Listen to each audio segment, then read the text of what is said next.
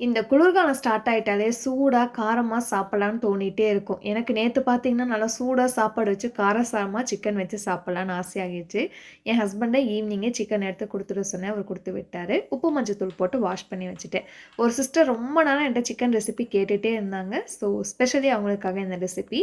இதுக்கு நெறைய சின்ன வெங்காயம் வேணும். 1/4 கிலோ சின்ன வெங்காயத்த எடுத்து பொடியா கட் பண்ணிட்டு, 2 தக்காளி கட் பண்ணிக்கோங்க. மிக்ஸி ஜார்ல 1 துண்டு இஞ்சி, 10 பல் பூண்டு, 1/2 ஸ்பூன் சோம்பு, சீரகம், 1 ஸ்பூன் மிளகு போட்டு இந்த மாதிரி நல்லா ஃபைன் பேஸ்ட்டாக அடித்து எடுத்து வச்சுக்கோங்க.